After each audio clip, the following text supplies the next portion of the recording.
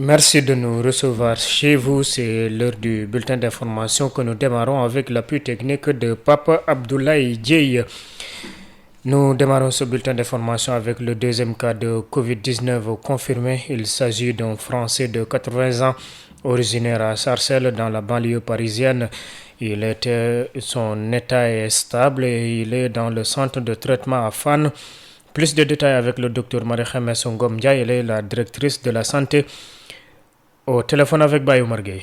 Oui, nous confirmons, merci beaucoup M. Gueye, nous confirmons parce que le comité est communiqué déjà dans les rédactions des différentes presses. Oui, alors est-ce qu'on peut avoir d'informations beaucoup plus précises? D'où vient-il? Est-ce que vous avez pris les mesures qui s'y est? Voilà, c'est toutes les mesures correspondant aujourd'hui aux procédures normalisées, donc qui consistent à ce quand les personnes viennent des voyages, donc ils sont déjà traqués au niveau du dispositif aérien. Là, pour ce cas-là, il n'avait pas de fièvre, donc il est rentré tout bonnement chez lui, jusqu'à ce qu'il sente une certaine symptomatologie pour aller donc aujourd'hui au niveau de l'hôpital de Guédiawaye. Il s'agit d'un homme. C'est un homme âgé de 80 ans. Oui. Voilà. Et qui est originaire d'où? En France.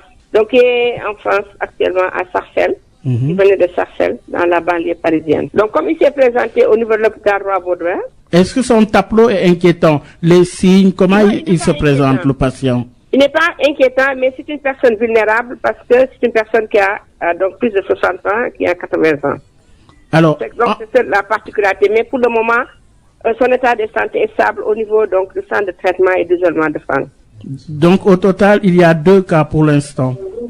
Confirmés. Confirmé, oui. Les alertes, quand même, on en a et nous connaissons de les suivre suivant la procédure. Et quelle est la stratégie qui est dégagée par les autorités? La stratégie reste la même. La stratégie, elle est purement sanitaire. Donc, nous suivons les cas suspects jusqu'à ce qu'ils deviennent des cas probables. Et maintenant, si on fait les prélèvements, s'ils sont positifs, dès qu'ils sont probables, ils sont au niveau donc, du centre de traitement. Donc là, c'est le suivi des contacts.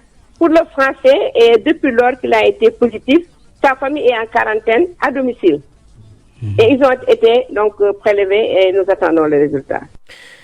Sur ce propos, le ministère de la Santé et de l'Action sociale se félicite l'ensemble des acteurs impliqués dans la surveillance épidémiologique et la prise en charge des cas. La tutelle s'engage à fournir quotidiennement aux populations les informations mises à jour sur l'épidémie tout en invitant ces derniers à la sérénité et au respect strict des mesures recommandées.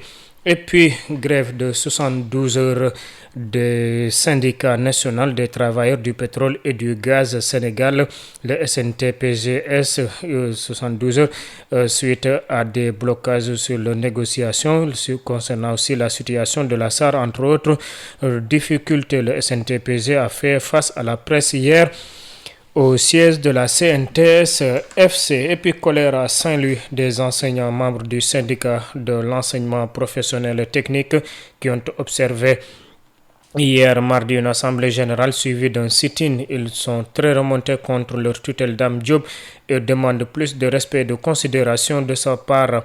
Ces enseignants exigent aussi du ministre, autant pour moi, le paiement de leurs indemnités de correction et de déplacement lors des examens.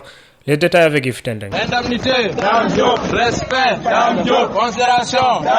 Plus de respect et de considération, c'est ce qu'exigent aujourd'hui les enseignants membres du syndicat de l'enseignement professionnel et technique et ceux de la part de leur tutelle.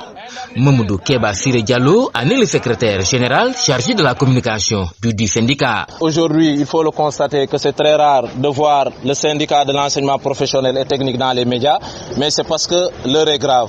Pourquoi ? Parce que depuis le début de l'année, c'est-à-dire au mois d'octobre, notre syndicat de l'enseignement professionnel et technique avait déposé un préavis de grève depuis le mois d'octobre. Maintenant, face au mutisme surtout de notre ministre de l'enseignement professionnel, en l'occurrence M. Dame Diop, nous avions démarré par faire un premier plan d'action au mois de décembre. Et jusque-là, nous sommes à notre 6e plan d'action, pour dire comment est-ce que maintenant notre ministre est préoccupé par d'autres situations qui sont autres que le développement de la formation professionnelle et technique. Nous avions constaté un manque d'équipement crucial dans les centres de formation professionnelle, en l'occurrence le centre de Kaffrine. Aujourd'hui, nous l'avions entendu dans les médias, lui, monsieur le ministre, dire que son secteur n'a pas de problème. Mais comme vous venez de le constater, ils sont en train de prévoir un salon de l'artisanat. Et comment voulez-vous prévoir un salon de l'artisanat sans prendre en considération ces agents-là qui doivent former maintenant ces derniers-là pour que ce salon-là puisse véritablement réussir? Et le formateur au lycée technique André Pétavin de Saint-Louis de poursuivre toujours en dénonçant aussi le non-paiement des indemnités de correction et de déplacement. Nous sommes presque à 2 à 3 mois des examens professionnels et je vous dis, nous tous qui sommes là, nous étions allés aux examens professionnels depuis l'année dernière et jusque-là, nous n'avons pas reçu ni nos indemnités de correction et aussi ni nos indemnités de déplacement. Il menace toutefois de passer à une vitesse supérieure si rien n'est fait à ce propos. Saint-Louis, Yves Tendeng, Sud FM. Merci de nous avoir prêté une oreille attentive. Le Wolof c'est après ceci.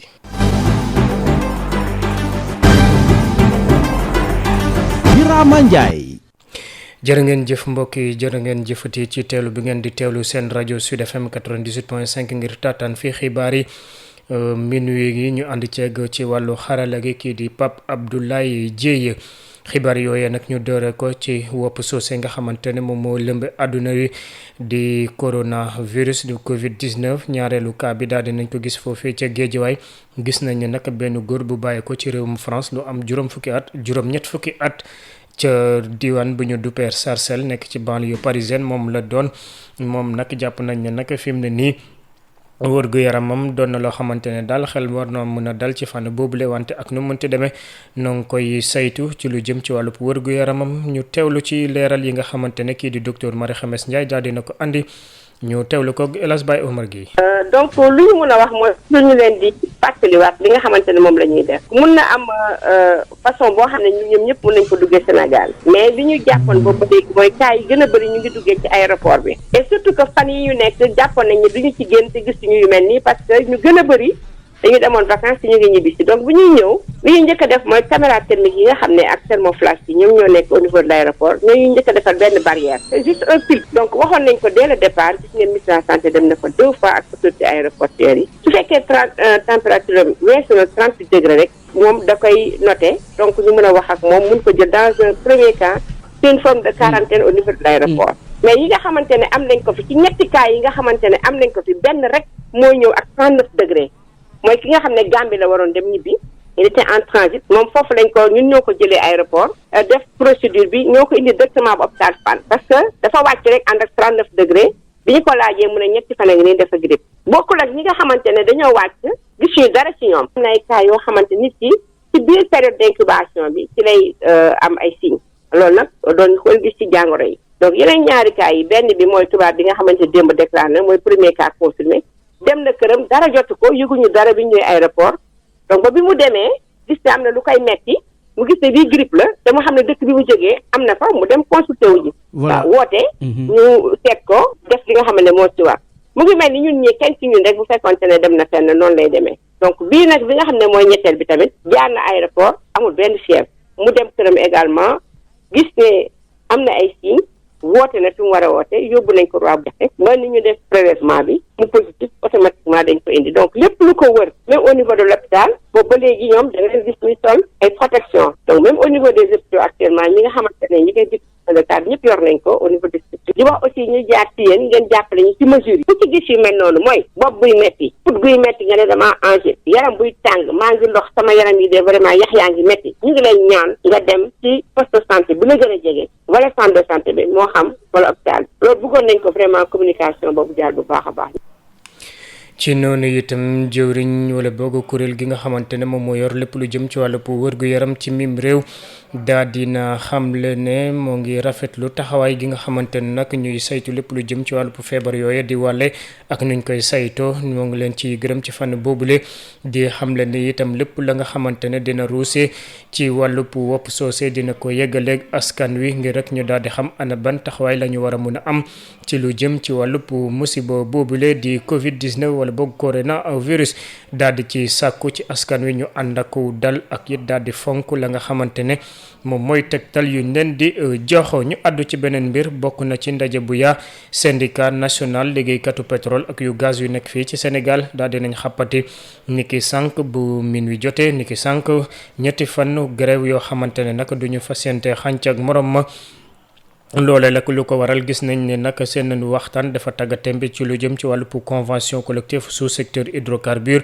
jafe-jafe yu nekk ca société africaine de raffinerie du SAR ak yeneen i jafe-jafe yoo xamante ne nag ñoo ngi gàlloo ci seen wàllu loos ba tax rek ñoom seen wàllu bopp gis nañ ne mënuñ ci dëkku benn yoon ba tax ñu daal di banque seen yoxo SNTPG nag di sàkku ci kilifa yu yëngu ci fànn boobu la ñu daal di ci andi saafara. beneen ñu bëgg ñu andi leen saafara bokk na ci jàngalekat yu nekk foofee ca wàllub Ndar syndicat enseignant professionnel technique ñoom nag ni ki démb la ñu daal di génn fës yéene fësal seen ñëg-ñëgu xol noonu itam ñu daal di mer ba fippu jëmale ko ci seen kuréel seen njiital kuréel di Dame Diop nekk jëwriñ gi ñu dénk lépp lu jëm ci wàllu tàggat ci fànn boobule di sàkku ñu gën leen a weg daal di it fay leen la nga xamante ne moom lañ leen waroon a jox ndàmpaay rawatina seen déplacement ci wàllu examen yi ñu génn évité nañ. indemnité. Dame Diop. respect. Dame Diop. considération. Dame Diop. ñi nga xam ne ñooy jàngalekat yu yëngu ci mbirum enseignement professionnel ak technique ci mim réew daanaka mer nañu lool jamono ji seen i jëwriñ ñoom ñu jàpp ne daal dafa mel ni dañ leen a doyadal ci jamono ji nga xam ne ni ñoo ngi jànkoonteel ak ay jafe-jafe yu taratar.